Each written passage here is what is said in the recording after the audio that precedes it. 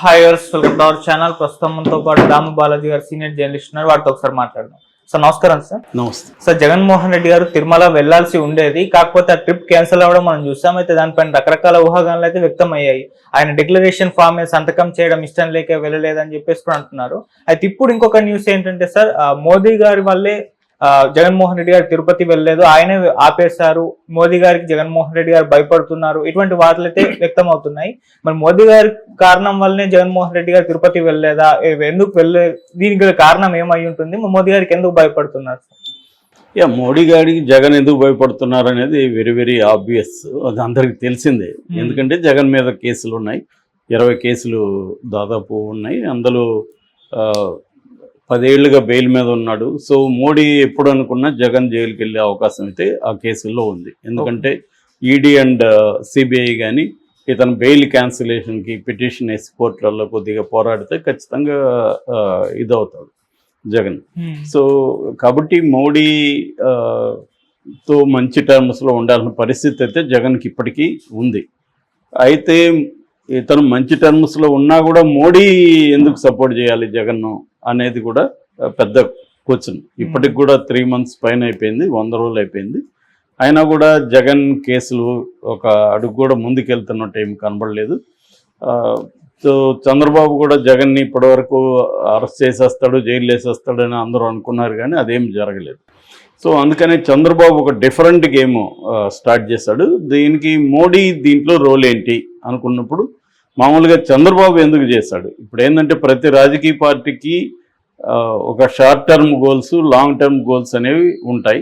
అవి long term goals, short term గోల్స్లో changes కూడా ఎప్పటికప్పుడు వస్తాయి. ఎందుకంటే బయట పరిస్థితులు, ఇతర పార్టీల పరిస్థితులు, ప్రజల మైండ్ సెట్, దీన్ని బట్టి ఇలాంటి అంశాలను బట్టి ఆ రాజకీయ పార్టీలు ఈ 2 రకాల గోల్స్ని చేంజ్ చేసుకుంటూ ఉంటాయి. ఓకే, అలాగా చంద్రబాబు ఇమ్మీడియట్గా దీన్ని లడ్డు తేవడం వెనక అతను గబక్కని ఇప్పుడే తెచ్చినట్టు ఉంది, కానీ దానికి ఒక ప్రిపరేషన్ అయితే కనిపిస్తుంది. ఎందుకంటే ఎన్డీడీబీ ఆయన డైరెక్టర్ నీలేష్ అనుకుంటా, ఆయన్ను వెంకయ్యనాయుడు కలిశాడు. దాని తర్వాత శ్యామలరావు ఇప్పుడున్న ఈవో కలిశాడు. సో ఆల్రెడీ దాంట్లో ఒక 275 కోట్ల స్కామ్ జరుగుతుంది. ఇలాంటి ఒక ప్లాన్ అయితే ముందు నుంచి కనపడుతుంది. ఎందుకంటే అనేక ల్యాబులు ఇటు హైదరాబాద్లోనూ, ఇటు మనకి కర్ణాటకలోనూ ఉంటే గుజరాత్లో ఉన్న ఈ ల్యాబ్లోకి ఎందుకు ఇచ్చారనేది కూడా ఇప్పుడు చర్చకు వస్తుంది. సో ఇదంతా జగన్ మాట్లాడడమే కాకుండా మోడీ కూడా తనకి ఎట్లాగో ఇంటెలిజెన్స్ నెట్వర్క్ ఉంది, దానివల్ల చంద్రబాబు ప్లాన్ ని మోడీకి తెలియకుండా ఉండే ప్రసక్తి లేదు. అందుకని ఇప్పుడు మోడీ ప్లాన్ ఏంటంటే ఈ అంశాన్ని, ఇది హిందూ మతంతో సంబంధించింది కాబట్టి హిందూ మతానికి సంబంధించిన ఏ అంశమైనా పేటెంట్ అనేది ఫస్ట్ బీజేపీకే ఉంటుంది. ఎందుకంటే హిందూ మతాన్ని ఉపయోగించుకొని హిందూ మతస్థుల్ని, వాళ్ళ సెంటిమెంట్స్ని రెచ్చగొట్టి హిందూ మతత్వాన్ని పెంచి పోషించి బీజేపీ అధికారంలోకి వచ్చింది, అధికారాన్ని నిలబెట్టుకుంది, కంటిన్యూ అవుతుంది. ఇప్పటికి కూడా దాని ప్రధాన ఆయుధం హిందూ మతమే. మిగతా అనేక అంశాలు ఉన్నాయి, దేశభక్తి కావచ్చు, మిగతా పార్టీలని డీల్ చేసే పద్ధతి కావచ్చు, కోయిలేషన్ పాలిటిక్స్ కావచ్చు, ఇవన్నీ ఉన్నప్పటికీ కూడా ప్రధానంగా దాని భావజాల ఆయుధం, ఐడియాలజికల్ వెపన్ అయితే హిందుత్వ అజెండానే ఇప్పటికి కూడా దాని అజెండా. అయితే అందుకని తిరుపతి లడ్డుది చంద్రబాబు ఏమో వేరే ప్రయోజనాలను ఆశించి తెచ్చారు. చంద్రబాబుకి హిందూ మతానికి సంబంధించిన అజెండా చంద్రబాబు దగ్గర లేదు. చంద్రబాబు ఎందుకు తెచ్చాడు, 100 రోజుల పరిపాలనకు సంబంధించిన లోపాల మీద డిస్కషన్ కాకుండా, తాను అమలు చేయలేకపోయినా సూపర్ 6 మీద డిస్కషన్ కాకుండా డైవర్షన్ అనేది ఒకటి. రెండవది, వరదల తర్వాత పెద్ద ఎత్తున ఇప్పుడు విజయవాడ చుట్టుపక్కలంతా కూడా ప్రజలు ఇబ్బంది పడుతున్నారు. దానికి ప్రధాన కారణం ఏంటంటే వరదల్లో ఉన్నప్పుడు వాళ్ళకేమో హెల్ప్ అనేది సరిగా అందలేదు. చంద్రబాబు 20% అందిందని చెప్పాడు. దాని తర్వాత కొంతవరకు డబ్బులు రిలీజ్ చేశారు. ఆ డబ్బులు కూడా సరిగా అందలేదు. ఎన్యూమరేటర్స్ని బయట నుంచి తీసుకొచ్చాడు చంద్రబాబు. లోకల్గా అప్పటి వరకు 50 ఏళ్ళకి ఒక వాలంటీర్ ఉంటే ఆ వాలంటీర్కి ఏ ఇళ్లలో ఏమేమిటి అవసరాలు ఉంటాయి, వాళ్ళకి ఎటువంటిది ఉంటుందో అన్నీ తెలుసు. కానీ ఇప్పుడు ఎన్యూమరేటర్లు అనేవాళ్ళు బయట నుంచి వచ్చి అక్కడ ఉన్నారు, వాళ్ళతో ప్రాబ్లమ్స్ ఉన్నాయి, వాళ్ళు డబ్బులు కరెక్ట్గా ఇవ్వట్లేదని వార్తలు వస్తున్నాయి. నిన్ననే ఆటో యూనియన్ల సమావేశం కూడా జరిగింది. ఆటో వాళ్ళకి 10,000 ఇస్తా ఉన్నారు, ఆ 10,000 కూడా ఇప్పటివరకు ఎవరికి రాలేదు అని కూడా వాళ్ళు సమావేశంలో తీర్మానం చేసి వాళ్ళు ఉద్యమాలు చేద్దామని అనుకుంటున్నారు. సో దాన్ని డైవర్ట్ చేయాలి అంటే వరదల తర్వాత రిలీఫ్ కార్యక్రమాలు ప్రజలకు అందకపోవడం, దీనివల్ల చంద్రబాబు మీద విపరీతంగా విమర్శ వచ్చే అవకాశం ఉంది. అదొక అంశం. మూడో అంశం స్టీల్ ప్లాంట్లో నిన్న మొన్న 4,200 మంది తాత్కాలిక ఉద్యోగుల్ని, కాంట్రాక్ట్ ఉద్యోగుల్ని తీసేశారు. సో అది మెల్లమెల్లగా ప్రైవేటీకరణ వైపు వెళ్ళిపోతుంది క్లియర్గా. సో దాని మీద ఉద్యమాలు ఆల్రెడీ స్టార్ట్ అయినాయి. దాన్ని పక్కదారి పట్టించడం కోసం కూడా డైవర్షన్ అనేది చంద్రబాబుకు అవసరమైంది. ఇక నాలుగవది, దీన్ని కానీ జగన్కి యాంటీగా ఉపయోగించుకుంటే జగన్కి నేషనల్ వైడ్గా ఒక హిందూ వ్యతిరేకి జగన్, హిందువులు పవిత్రంగా భావించే లడ్డునే కల్తీ చేయించిన ద్రోహి జగన్ అన్నట్టుగా హిందూ ద్రోహిలాగా జగన్కి ఒక ముద్ర వేస్తే అది జనంలోకి వెళ్తుంది. దానివల్ల ఎందుకంటే హిందువులు అన్ని కులాల్లో కూడా హిందువులు ఉంటారు. సో జగన్కున్న ఆ బేస్ని దెబ్బకొట్టచ్చు అనేది చంద్రబాబుకు ఉండే 4వ లక్ష్యం. సో ఈ 4 లక్ష్యాలు చంద్రబాబుకి ఎంతో కొంత ఉపయోగపడ్డాయి దీనివల్ల ఖచ్చితంగా. అయితే దీన్ని జగన్ ముందుగా ఊహించలేకపోవడం జగన్ ఫెయిల్యూరు. ఆ తర్వాత కూడా జగన్ దీన్ని ధీటుగా ఎదుర్కోలేకపోవడం కూడా జగన్ ఫెయిల్యూర్ క్లియర్గా కనబడుతుంది. జగన్ ఒక రకమైన డిఫెన్స్లోకి వెళ్ళాడు. అయితే దీనివల్ల దాని ఏమంటారు సైడ్ ఎఫెక్ట్గా జగన్కి వైసీపీకి కొంత మేలు జరిగింది.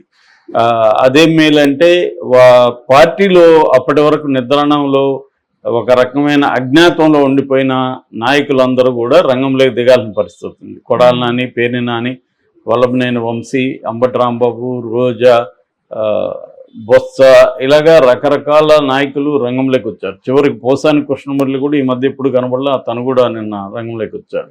ఇలాగా వాళ్ళు రావడం వల్ల ఏమైందంటే కేడర్లో జోష్ పెరిగింది. కేడరు, సెకండరీ నాయకత్వం వీళ్ళందరూ కూడా యాక్టివ్ అవ్వడం అనేది జరిగింది వాళ్ళకి.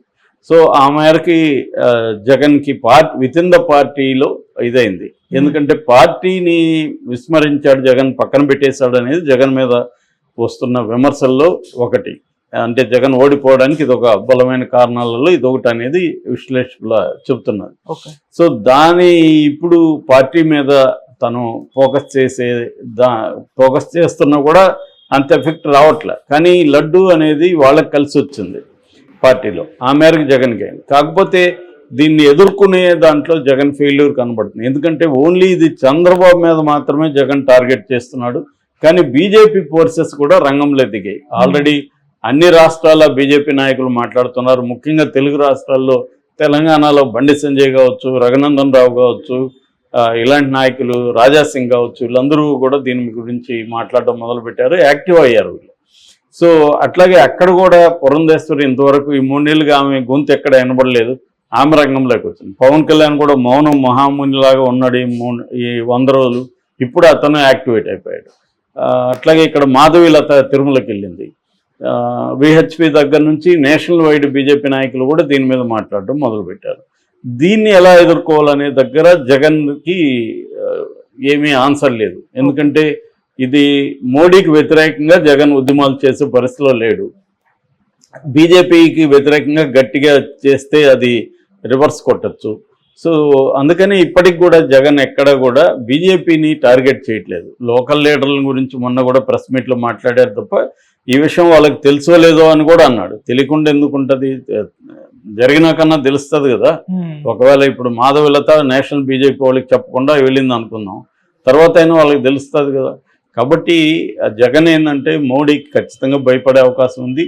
అందుకనే జగన్ విరమించుకున్నాడు అనేది ప్రధానంగా వస్తున్న వార్త. అయితే జగన్ విరమించుకోవడం జగన్కు ఉపయోగపడింది. ఎందుకంటే ఇప్పుడు మొండిగా ముందుకెళ్ళుంటే జగన్ తన పాత పద్ధతిలో జగన్ ఖచ్చితంగా నెగిటివ్ అయ్యేది. ఎందుకంటే అక్కడ సీరియస్గానే అతన్ని డిక్లరేషన్ ఇవ్వకుండా అయితే లోపల పంపించారు. ఇప్పుడు ప్రతి ఒక్కరు జగన్ ఏం అడుగుతారు, డిక్లరేషన్ ఇవ్వచ్చు కదా, ఎందుకు ఇవ్వవు నువ్వు అని అడుగుతారు. దానికి ఆన్సర్లు వీళ్ళేదో చెప్తున్నారు. గతంలో 2014లో వెళ్ళాడు, 12లో వెళ్ళాడు, మళ్ళీ 17లో వెళ్ళాడు. ఈ 3 సార్లు కూడా తెలుగుదేశం ఉన్నింది, అప్పుడెందుకు డిక్లరేషన్ అడగలేదు. తర్వాత సీఎంగా ఉన్నప్పుడు 5 సార్లు వెళ్ళాడు, వాళ్ళ నాన్న సీఎంగా ఉన్నప్పుడు 5 సార్లు పట్టు వస్త్రాలను సమర్పించినాడు, అప్పుడంతా అడగలేదు. మోడీతో అమిత్ షాతో తిరుమలకి వెళ్ళినప్పుడు జగన్ ఎవరు ప్రశ్నించలేదు, ఇప్పుడెందుకు ఇవన్నీ కూడా లాజికల్ క్వశ్చన్సే. కానీ అన్నిసార్లు లాజిక్ పనిచేయదు. ఎమోషన్ ఉన్న చోట లాజిక్ అనేది పనిచేయదు, ఎమోషనే డామినేట్ చేస్తుంది. కాబట్టి ఒక హిందూ ఎమోషన్ ఉన్న చోట జగన్ది ఫెయిల్ అవుతుంది. అందుకని జగన్ అసలు ఆ ప్రోగ్రాం పెట్టడమే రాంగ్, జగన్ది స్ట్రాటజీ రాంగ్. అంటే తను ఊహించలేకపోవడం, నేను తిరుమల ట్రిప్ వేస్తే వాళ్ళేమి ఎత్తివేయచ్చు, డిక్లరేషన్ ఎత్తివేయచ్చు, ఎందుకంటే గతంలో కూడా డిక్లరేషన్ ఇష్యూ మీద గొడవలు జరిగాయి అనేది జగన్ ఊహించలేకపోవడం అనేది రాంగ్. ఇక్కడ కూడా చంద్రబాబు